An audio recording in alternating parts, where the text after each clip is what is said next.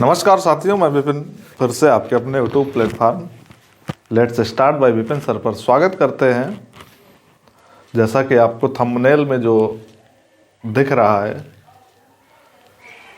ईश्वर है या नहीं है, क्या है इसका कॉन्सेप्ट, मुझे जो समझ में आया, ना ही ये बनाने का किसी की भावनाओं को ठेस पहुंचाना है और ना ही इसको कोई चीज़ के लिए प्रोवोक करना है। बस इतना समझना है कि ये व्यवस्था क्या है, प्रकृति में क्या है आखिर, जिस पर हम लोग इतना विश्वास करते हैं।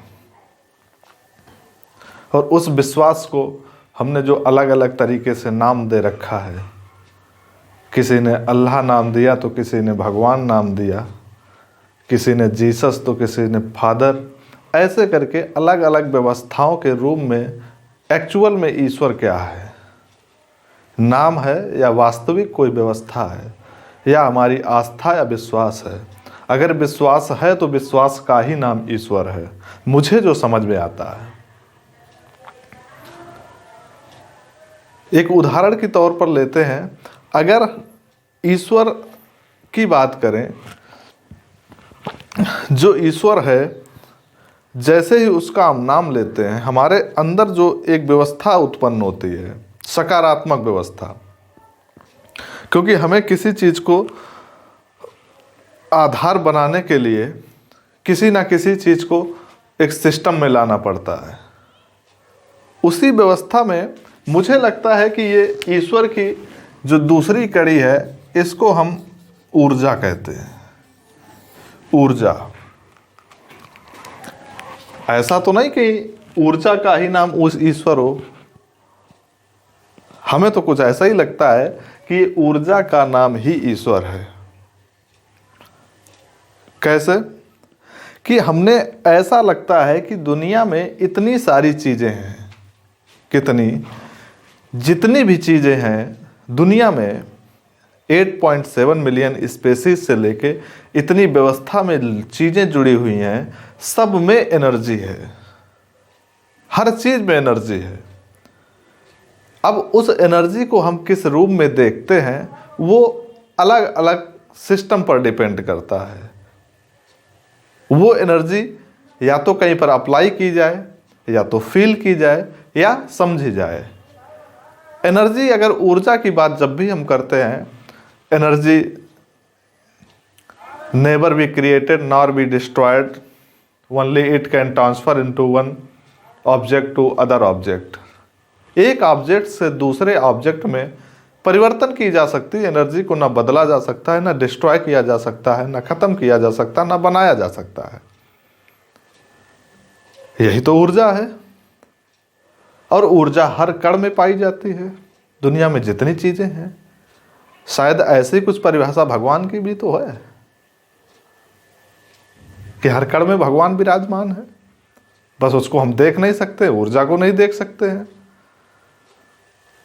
सिर्फ उसको फील किया जा सकता है, ऊर्जा को भी फील किया जा सकता है।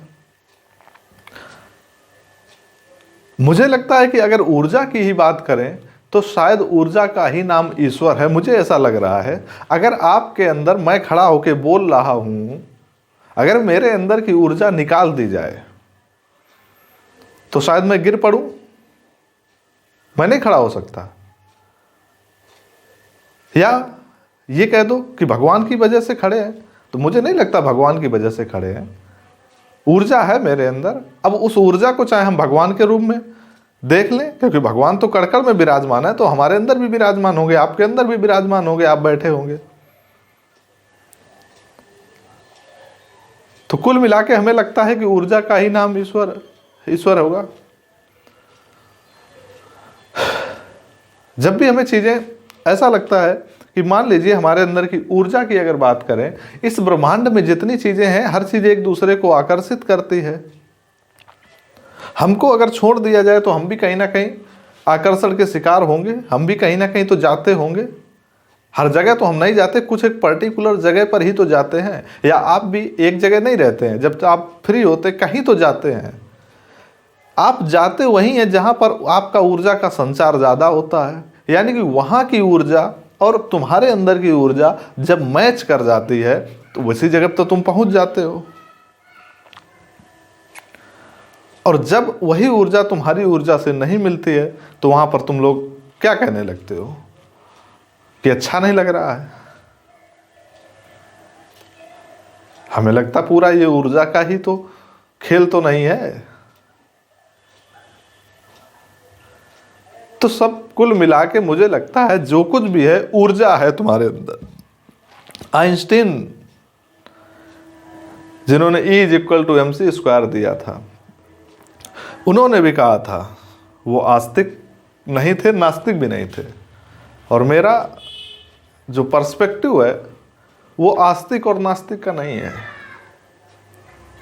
मेरा धार्मिक नहीं आध्यात्मिक है। धार्मिक और आध्यात्मिक में थोड़ा फर्क होता है। आध्यात्मिक में खुद से और प्रकृति से प्रेम होता है, और धार्मिक में किसी भी चीज को बेस बना के कट्टरता, खास तौर से धर्म को कट्टरता बनाया जाता है। आध्यात्मिक हमेशा योग और चेतना पर काम करता है। धार्मिक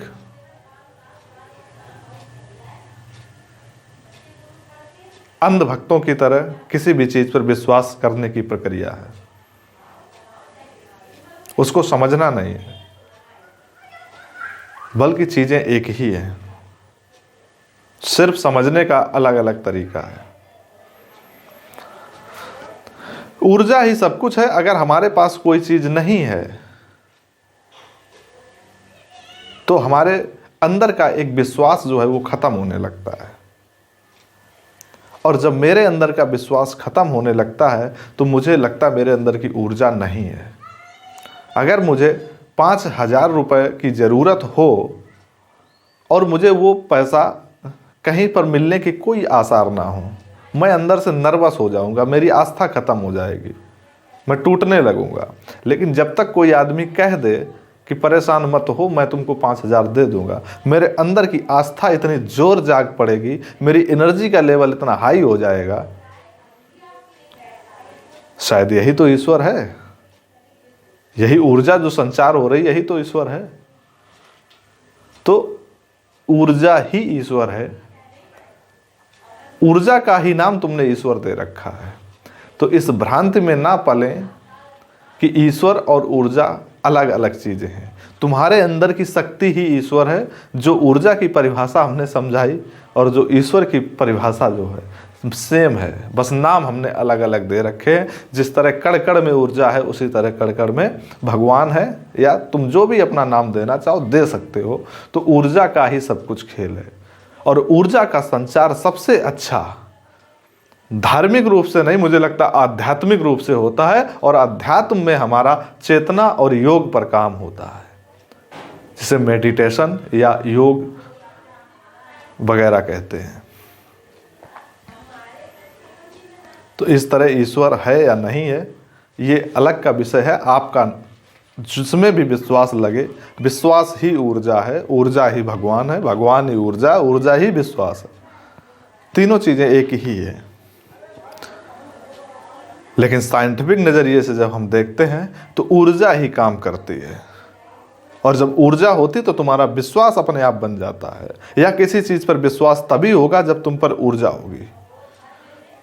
विश्वास से ही ऊर्जा बनती है।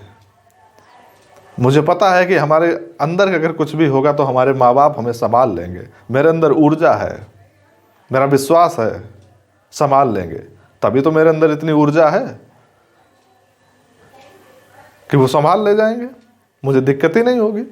लेकिन अगर मुझे पता चल जाए कि मुझे कुछ हो गया तो मुझे कोई देखने या सुनने वाला नहीं है, तो मेरे अंदर की ऊर्जा तुरंत खत्म हो जाएगी। क्यों? क्योंकि विश्वास ही नहीं है कहीं पर, कुछ होने वाला नहीं मेरे साथ। तो ईश्वर है या नहीं है, मुझे यही समझ में आता है कि सब कुछ ऊर्जा पर डिपेंडेंट है। और ऊर्जा कहाँ से मिलती है? विश्वास से मिलती है।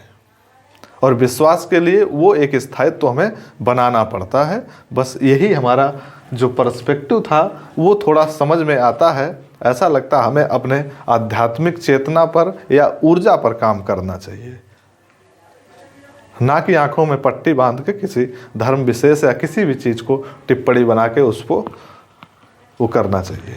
बस अपना अपना उसी ऊर्जा का नाम उन्होंने अलग अलग दे रखा है और उसी से वो विश्वास उत्पन्न होता है। और हमें अपने विश्वास के साथ ही काम करना चाहिए। तब तक के लिए नमस्कार, धन्यवाद।